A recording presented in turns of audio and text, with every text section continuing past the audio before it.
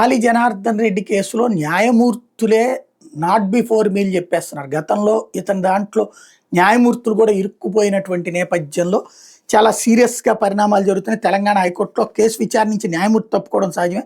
ఆ కేసులో గతంలో హాజరైన వ్యక్తిగత కారణం ఉన్నా తప్పుకుంటుంటారు. అయితే ఒకే కేసులో ఒకే రోజు ముగ్గురు న్యాయమూర్తులు విచారణకి తప్పుకున్న అరుదైన సంఘటనకి తెలంగాణ హైకోర్టు వేదిక అయింది. ఇలా ఒకే రోజున ముగ్గురు న్యాయమూర్తులు తప్పుకోవడం ఇదే మొదటిసారి.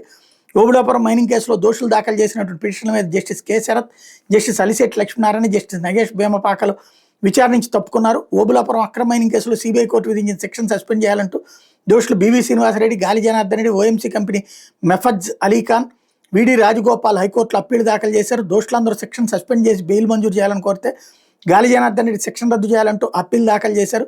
ఓబుళాపురం అక్రమ మైనింగ్ కేసులో 7 ఏళ్ల జైలు శిక్ష విధిస్తూ సిబిఐ కోర్టు మే 6ను వెలువరించిన తీర్పు మీద గత వారం దోషులు అప్పీలు దాఖలు చేశారు. ఈ నెల 21న అప్పీలపై జస్టిస్ నందికొండ నరసింహరావు విచారణ చేపట్టారు. పిటిషన్ల తరపున సీనియర్ న్యాయవాదులు వాదనలు వినిపిస్తూ 7 ఏళ్లలోపు శిక్ష పడి గతంలో బెయిల్ పొందినట్టయితే తక్షణం శిక్షను అమలు నిలిపేసి బెయిల్ మంజూరు చేసే సంప్రదాయం ఉందన్నారు. అందులోనూ 3.5 ఏళ్లకు పైగా జైలు జీవితం గడిపారని, అందువల్ల బెయిల్ మంజూరు చేయాలని కోరారు. న్యాయమూర్తి నిరాకరిస్తూ సిబిఐ వివరణ లేకుండా ఉత్తర్వులు ఇవ్వలేమంటూ విచారణ ఈ వారానికి వాయిదా వేశారు.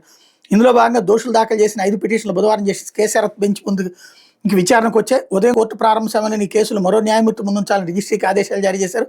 ఆ తర్వాత ఈ జస్టిస్ అలిశెట్టి లక్ష్మీనారాయణ బెంచ్ ముందు విచారణకు వచ్చాయి. సాయంత్రం 7 గంటల సమయంలో విచారణకు రాక మరో న్యాయమూర్తి ముందుంచాలంటూ తప్పుకున్నారు. దీంతో న్యాయవాదులు సీనియర్ న్యాయమూర్తి జస్టిస్ నగేష్ భీమపాక ధర్మాసనం ముందు ప్రస్తావించారు.